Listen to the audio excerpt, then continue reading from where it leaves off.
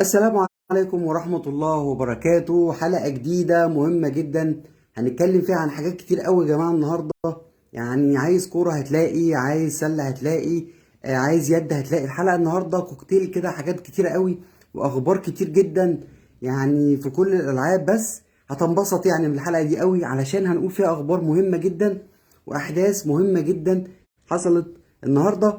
هنبتدي بس من الاول بالاهلي بيفوز على الزمالك 92 64، يعني فرق 28 نقطة. بس في الحقيقة انا ما كنتش عارف ان النهارده اصلا كان في ماتش ما بين الاهلي والزمالك في السلة، ولكن يمكن قعدت كده كان في الموبايل بتفرج فلقيت الناس كلها كاتبة واخبار عن المباراة.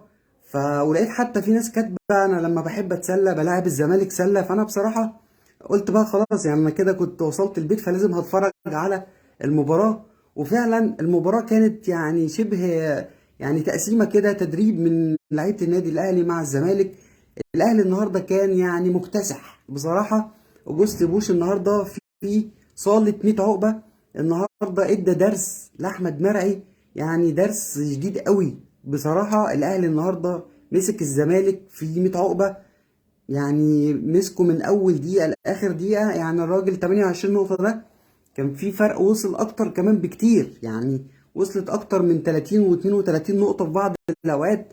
ولكن الراجل بقى اوجست بوش افتكر ان هو يعني كان معاهم عيش وملح، وفي الاخر دقيقتين ثلاثه راح مطلع كل الاساسيين ولعب اللعيبه الصغيره علشان يعني يلم الموضوع على قد ما يقدر. بس المباراه بتنتهي بفرق 28 نقطه للاهلي. عجبني قوي النهارده مؤمن طارق خيري، افتكروا الاسم ده كويس، مؤمن ابن طارق خيري. طبعا ابوه كان كابتن في النادي الاهلي وفي الجزيره زمان، لعيب جامد جدا، هيكون ان شاء الله مستقبل للنادي الاهلي. اتمنى باذن الله ان احنا نشوفه في الفتره، ياخد فترات اطول كمان في الماتشات اللي جايه.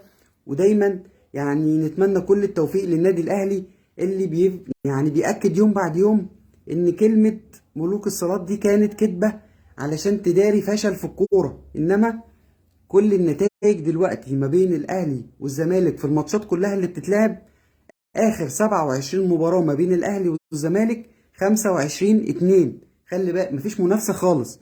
وزي ما بقول لك يعني الماتشين بس اللي خسرهم الاهلي من الزمالك في الالعاب الجماعية كان ماتش الطايرة في البنات، وكان ماتش في كرة اليد في الدوري. غير كده الاهلي مكتسح الزمالك في كل الالعاب الجماعية حرفيا. تاخد بقى مني كده وما تراجعش الارقام دي قوي، علشان هتلاقي ان الارقام دي حقيقية. في كل الالعاب الاهلي بيتسيد كل الالعاب الجماعية دلوقتي على الزمالك. ده اول خبر في اللايف النهارده. بس هقول لك انه في نفس التوقيت اللي كان بيتلعب فيه المباراة بتاعة الأهلي والزمالك في السلة واللي كان كلها ضحك، الناحية التانية في نفس التوقيت برضو كان في مباراة في كرة القدم بين المقاولين والإسماعيلي.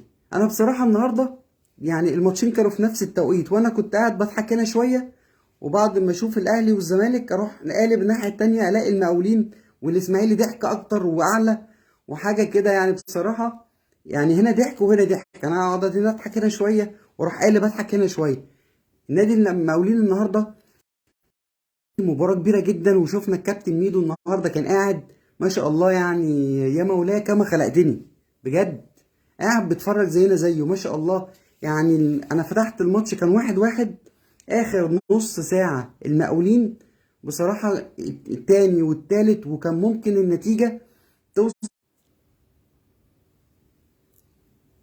شفنا انه المباراة بين المقاولين والاسماعيلي، المقاولين يعني ضيع فرص مهمة جدا، وكانت ممكن النتيجة توصل أكتر من 3 و4 كمان في الشوط الثاني. ولكن المباراة بتنتهي عند 3-1 علشان الإسماعيلي يبقى دلوقتي خلاص في المركز الأخير ب7 نقط، وموقفه دلوقتي بيبقى بيزيد صعوبة علشان يعني هدية